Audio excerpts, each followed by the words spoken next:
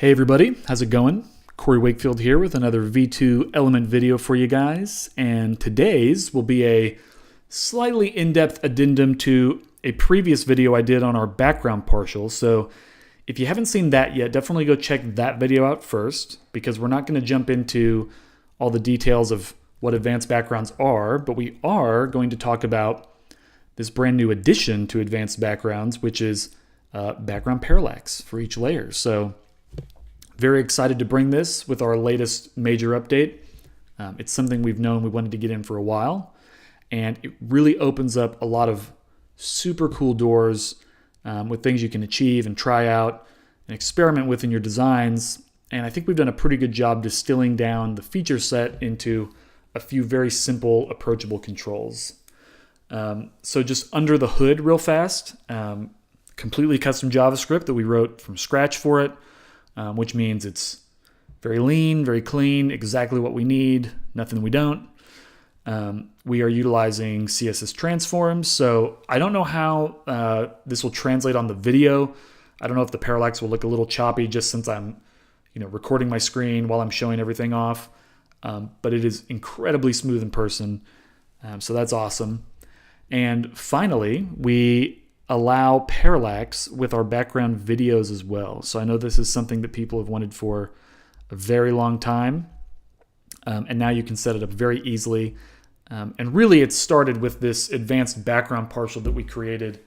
That was kind of the foundation we needed to get parallax in the way we wanted to, in the most performance conscious way we could, while making things simple, approachable, yet very powerful all at the same time. So very quickly, I'm going to run through these controls, run through a couple examples, and then we will send you all on your way to create your own new exciting parallax designs. So over here is the background parallax panel, where you can enable or disable parallax for each individual layer. So keep that in mind. Make sure that if you're working on something, that you're not working on the wrong layer. So for example, I've got my lower image over here. That's the thing I want to see moving. So I've enabled my lower layer parallax. A little note, if you have color enabled or you don't have a layer at all, but you accidentally check this box, we don't run any JavaScript on that, because obviously you can't see a static layer of color moving back and forth, so we don't need to run those calculations. So just a little performance consideration we have thrown in there. And to set your minds at ease for those of you who are very performance conscious for all those things. So I've got my image turned on, and I've got my lower layer turned on. And the first thing you will see here is the size of that layer that I'm working with.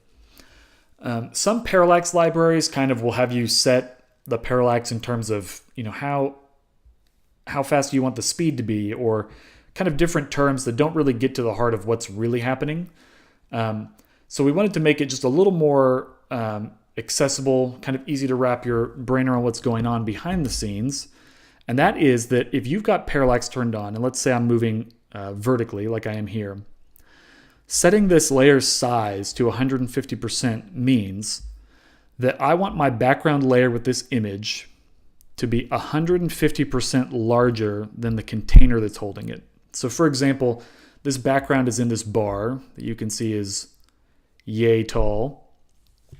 The layer that the parallax is happening on, setting it to this size means that it's now 150% taller, stretched out taller than that container. And that is where we get the parallax effect, because we use that difference from the larger layer to the container size itself to move that layer back and forth and give you your ultimate parallax effect.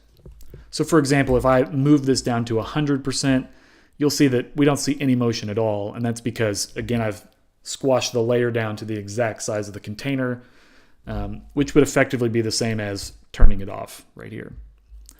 So if I turn this back on, bump it back to 150, the other option we have, and I actually had it reversed there before, but you will start from it not being reversed. And you'll notice that if we have the not reversed option checked while we're going vertically, what you end up with is a very subtle parallax effect. There's a very slight bit of movement happening. And this is great, again, if you don't want to draw too much attention to what's happening on the background there. Some people love having a really dramatic bit of motion going on. And some people just want that, very subtle bit of, design touch that you almost might not even notice if you weren't looking, but if you turned it off, you kind of feel that something's different. So keep that in mind. If you have this turned off, you'll get a much more subtle effect. And the first thing you might do to get more motion is you can experiment with updating the size of your image to get it just how you want. So you'll see that if I move my size down to 120%, we obviously haven't stretched our layer as much, so you're not going to see as much motion happening here. Now, where you run into a little bit of an issue with that is if your image is a little bit smaller and you blow it up quite a bit, you might get a little bit too blown out, and you might be kind of losing the overall effect of the image to get the parallax effect. So that's where this reverse mode comes in. If I bump this back down to 150, which is kind of a good baseline to start at, and I turn this reverse effect on, you'll notice that now the parallax effect is much more dramatic. We get a lot bigger of a sweep. As I move from top to bottom, we can really see that motion happening. And again, this is great if you really want to draw attention to that fact. And again, same thing here. We can experiment with moving the size up and down. And so even with a smaller size, I'm still getting a pretty dramatic bit of motion happening. And so that's just something you can play around with. Now, if we switch to horizontal parallax, this is a really cool feature, but what's happening here with the size is we are stretching the image that this layer or video is on. We're stretching it horizontally to be 150% wider than the container is wide. So you'll notice that we get a pretty dramatic bit of motion happening as we move up and down.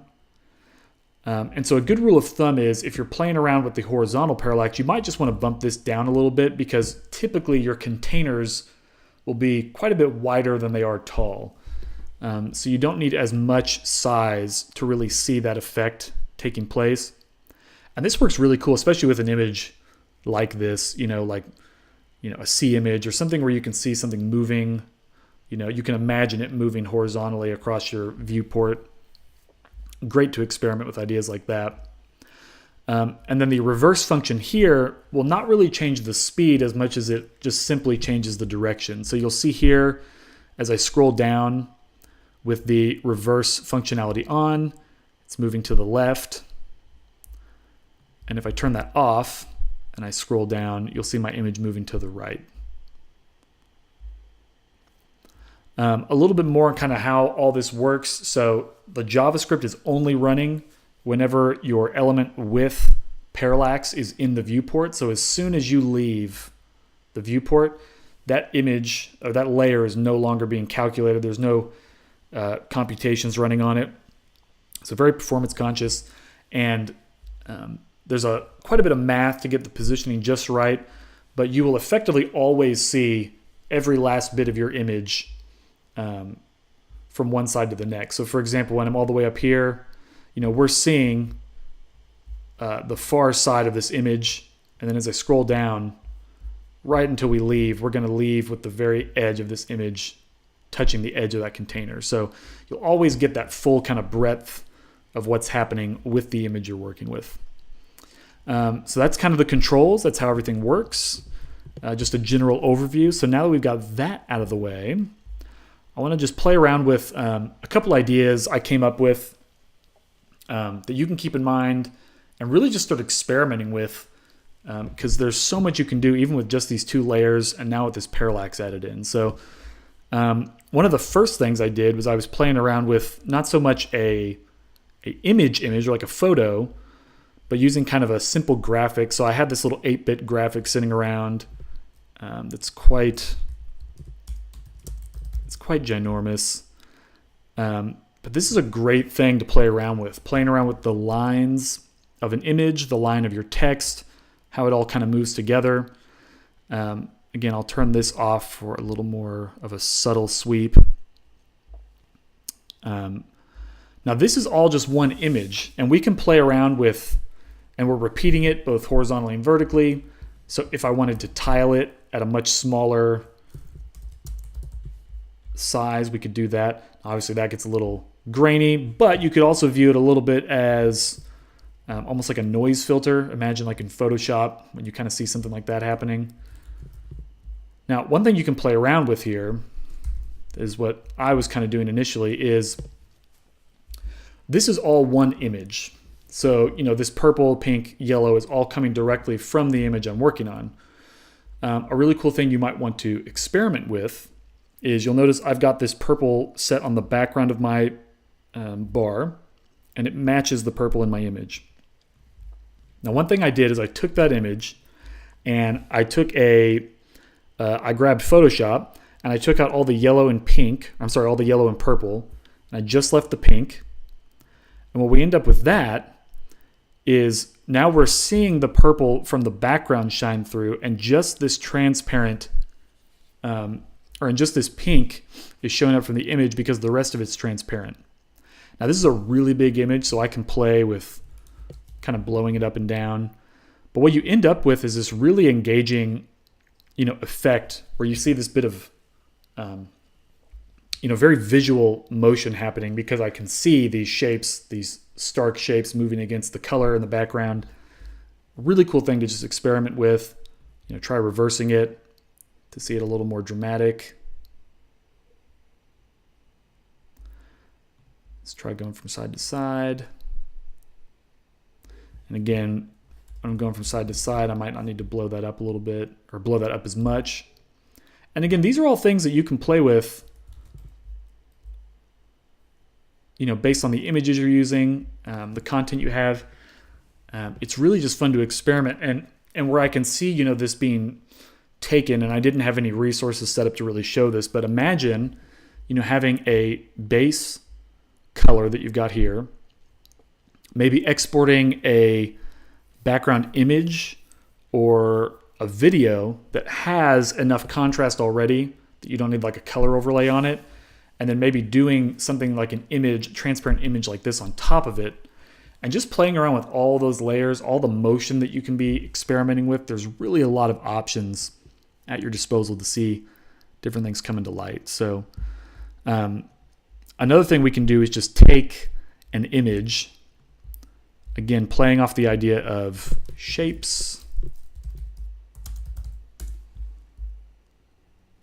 So this image has these real simple geometric shapes, and the lines, depending on the way you look at them, kind of create this motion horizontally or vertically. So picking a background that already has that bit of motion to it, and then adding literal motion with parallax to it is a really great way to enhance, that feeling of depth and really get a sense of motion happening. And again, you can play around with seeing that moving horizontally, vertically, all sorts of stuff. And then going back to kind of the idea we were playing with this 8-bit background where we had the transparent image with these little pink squares showing on top. I made a quick little image here of, this is kind of like a star background I found, and I cut out the background. So we've got our stars here. And now you can see we've got this very subtle, if I change this to like black, we've got this very subtle little background star effect going on there, going sideways, but maybe I want it to go up and down. If I want it a little more dramatic, we flip that around.